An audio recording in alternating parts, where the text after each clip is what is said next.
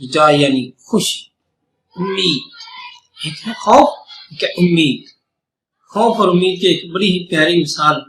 حضرت عمر فاروق رضی اللہ تعالیٰ عنہ کے حوالے سے ملتی ہے۔ آپ فرماتے ہیں ایک مرتبہ آپ سے کسی نے خوف اور امید کے متعلق گفتگو فرمائی تو آپ نے فرمایا کہ مجھے خیال ہے اگر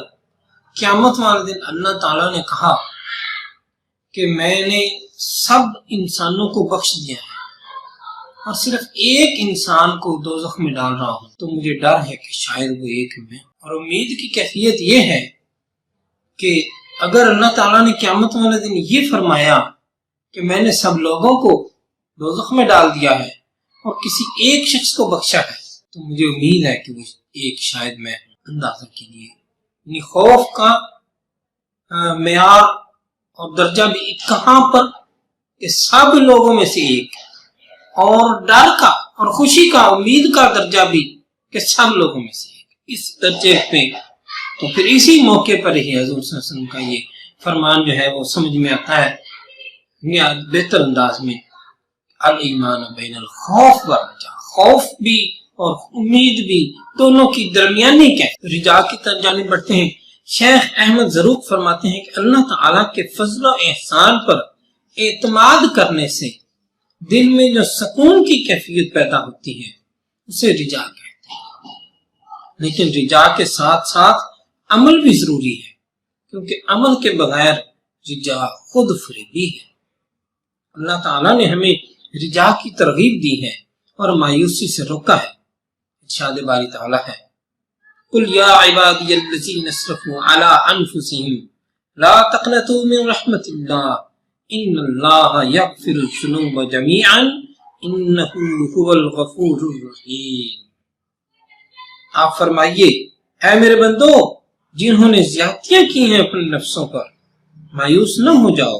اللہ کی رحمت سے، یقیناً اللہ بخش دیتا ہے سارے گناہوں کو، بلا شبہ اللہ ہی بخشنے والا ہے۔ اور اپنی وسعت رحمت کی بشارت اللہ تعالیٰ نے سورۃ الاعراف میں عطا فرمائی، وَرَحْمَتِي وَسِعَتْ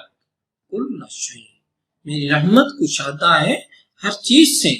اور اللہ تعالیٰ کی بارگاہ سے رحمت کی امید رکھنے والوں کے بارے میں ارشاد فرمایا سورۃ بقرہ کی آیت 218 میں، ان الذین آمنوا والذین ہاجروا وجاہدوا فی سبیل اللہ اولئک یرجون رحمت اللہ، بے شک جو لوگ ایمان لائے اور جنہوں نے ہجرت کی اور جہاد کیا اللہ تعالیٰ کی راہ میں تو یہی لوگ امید رکھتے ہیں اللہ تعالیٰ کی رحمت کی۔ احادیث طیبہ میں بھی اللہ تعالیٰ کی وسعت رحمت کا بیان۔ حضرت ابو ہریرہ رضی اللہ عنہ سے روایت ہے رسول اللہ صلی اللہ علیہ وسلم نے ارشاد فرمایا قسم ہے اس ذات کی جس کے قبضہ قدرت میں میری جان ہے، اگر تم گناہوں کا ارتکاب نہ کرو تو اللہ تعالیٰ تمہیں ختم کر کے ایک نئی قوم لے آئے جو گناہ کریں اور پھر اللہ تعالیٰ سے مغفرت طلب کریں اور اللہ تعالیٰ انہیں معاف فرما دے۔ مسلم کی روایت ہے۔ حضرت ابو موسیٰ اشعری رضی اللہ عنہ سے روایت ہے کہ نبی پاک صلی اللہ علیہ وسلم نے ارشاد فرمایا کہ گناہوں کی قیامت کے دن بعض مسلمان پہاڑوں کی مثل گناہ لے کر آئیں گے، اللہ تعالیٰ ان کے گناہوں کو معاف فرما دے گا اور ان گناہوں کو یہود و نصارہ پر رکھ دے گا۔ اسی موقع پر ایک حدیث گرامی اور بھی یاد آ رہی ہے، حضور صلی اللہ علیہ وسلم نے فرمایا کہ توبہ کرنے والے سے اللہ تعالیٰ ایسا خوش ہوتا ہے جیسا کہ کوئی شخص جو کہ صحرا میں جا رہا تھا اور اس کا اونٹ گم ہو گیا اور پھر اچانک اس کو کچھ دیر کے بعد دھکے کھانے کے بعد اچانک اس کو اونٹ مل گیا۔ صحرا میں گم ہونے والے اونٹ کے ملنے والے مالک کو جتنی خوشی اس اونٹ کے ملنے پر ہوتی ہے اس سے بہتر یا اس سے تشبیہ دی گئی ہے کہ اللہ تعالیٰ کو انسان کے توبہ کرنے سے ایسی خوشی ہوتی ہے، اللہ تعالیٰ ایسا خوش ہوتا ہے، اتنا پسند فرماتا ہے اس بات کو۔ حضرت عبداللہ بن عمر رضی اللہ عنہ سے روایت ہے، فرماتے ہیں کہ میں نے نبی کریم صلی اللہ علیہ وسلم کو یہ فرماتے ہوئے سنا کہ قیامت کے دن اللہ تعالیٰ ایک بندہ کو اپنی انتہائی قریب کرے گا اور اس کے گناہوں کا اقرار کرائے گا، ان سے کہے گا کہ تم اپنے فلاں فلاں گناہ جانتے ہو؟ تو بندہ کہے گا ہاں یا رب۔ اللہ تعالیٰ فرمائے گا میں نے دنیا میں تیرے گناہوں کی پردہ پوشی کی اور آج تیرے ان گناہوں کو معاف کرتا ہوں۔ پھر اس کو نیکیوں کا نامہ اعمال عطا کر دیا جائے گا۔ بخاری اور مسلم دونوں کی روایت ہے۔ اب ایک بہت ہی اہم نقطہ یہاں پہ بیان کرنا ضروری ہے کہ ایک چیز ہے تمنا، جس کو کہتے ہیں۔ بعض لوگ تمنا اور رجا میں فرق نہیں سمجھتے۔ رجا اور تمنا میں بہت فرق ہے، کیونکہ راجی یعنی رجا پر والا شخص رضائے الہی کا خواہش مند ہونے کے ساتھ ساتھ عبادات اور طاعات کو ترک نہیں کرتا، جبکہ تمنا کرنے والا شخص عبادات اور مجاہدات کو چھوڑ دیتا ہے اور اللہ تعالیٰ سے اجر و ثواب کا منتظر ہوتا ہے۔ اسی کے بارے میں نبی کریم صلی اللہ علیہ وسلم نے فرمایا کہ جس نے اپنے نفس کی پیروی کی اور اللہ تعالیٰ سے تمنا و آرزو پر اکتفا کیا وہ عاجز ہے۔ یعنی اب اس کی مثال ہم یوں لیتے ہیں کہ جناب ہم بعض پیر حضرات کہتے ہیں وہ جی ہماری نماز پڑھی پڑھائی، ٹھیک ہے نا، یہ مطلب ہے ہماری روزے جی رکھے رکھا ہے، یا کچھ بھی اور عبادات یا کچھ بھی اور نیک اعمال، اللہ تعالیٰ کی فرما برداری، حبیب صلی اللہ علیہ وسلم کے اطاعت اور فرما برداری والے تمام کاموں سے کسی بھی انداز میں گریز کرتے ہیں، سستی اختیار کرتے ہیں، پھر امید رکھتے ہیں، بلکہ یہاں پہ امید نہیں کرنا لفظ بہتر نہیں لگتا، یہاں پہ تمنا کا لفظ بہتر لگتا ہے کہ یہاں پہ پھر وہ تمنا رکھتے ہیں کہ اللہ تعالیٰ ان کو معاف کر دے گا اور مطلب ہے ان کو خاص مقامات دیے جائیں گے۔ اللہ تعالیٰ قادر مطلق ہے، جو چاہے کر سکتا ہے،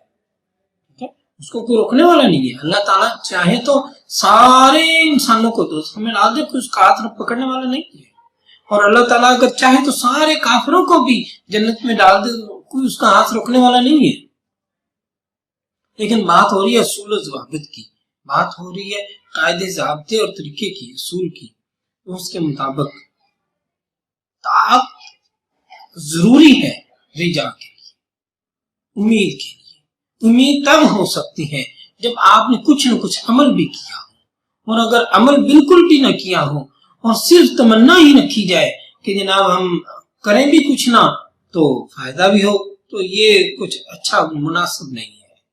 اس کو تمنا کہتے ہیں، رجا نہیں کہتے۔ اور وہ رجا وہ صفت ہے جو کہ ایمان کی صفات، رجا وہ صفت ہے ایمان کی صفات ہے،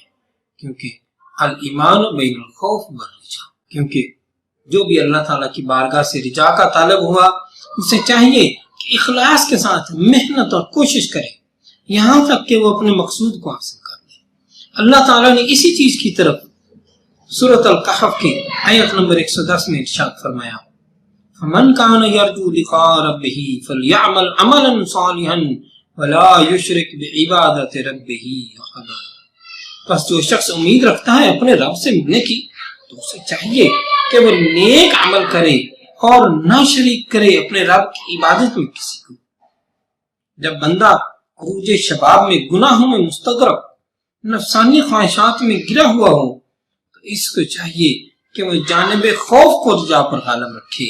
لیکن بزرگ فرماتے ہیں کہ بڑھاپے میں جانب رجا ہی غالب ہونی چاہیے، کیونکہ حدیث قدسی میں اللہ تعالیٰ ارشاد فرماتا ہے کہ میں بندہ کے ساتھ ایسا ہی سلوک کرتا ہوں جیسا کہ وہ میرے ساتھ میرے متعلق گمان رکھتا ہے۔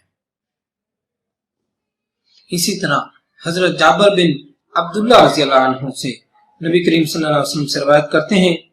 آپ صلی اللہ علیہ وسلم نے ارشاد فرمایا، تم میں سے کوئی نہ مرے مگر اس حالت میں کہ وہ اللہ تعالیٰ کے بارے میں حسن ظن رکھتا ہو۔